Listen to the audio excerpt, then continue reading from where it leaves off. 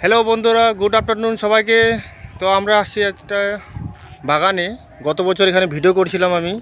কত সুন্দর ছিল বাগানটাতে। আজকে দেখুন সম্পূর্ণ বাগান গাছ মরে গেছে আর রোগ ধরে গেছে বন্ধুরা। তো আমি বলছিলাম কাউকে জমিতে মানে গাছের গোড়াতে জিঙ্ক আর সারের সাথে ডিএপির সাথে জিঙ্ক আর ক্যালসিয়াম দিতে।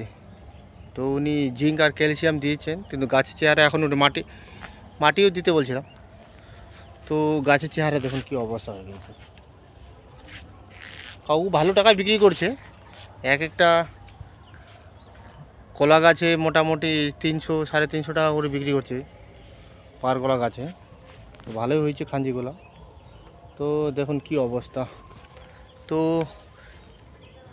এই কলা গাছের রোগের জন্য কারো যদি জানা থাকে বন্ধুদের, তো আপনি অবশ্যই বলবো কি কি দিলে এই কলা গাছের বাগানের মানে চেহারা ভালো হবে। কমেন্ট করে অবশ্যই জানাবেন অবশ্যই কিন্তু, হ্যাঁ, কমেন্ট করে। তো কাকুর যেন একটু হেল্প হয়, জানকারি হয় কিছু, তাহলে উনি আর কি ওই সারটা দিবেন, ব্যবহার করবেন। তো আমি চাই কেউ যেন অবশ্যই জানান। তো সবাইকে নমস্কার, ধন্যবাদ।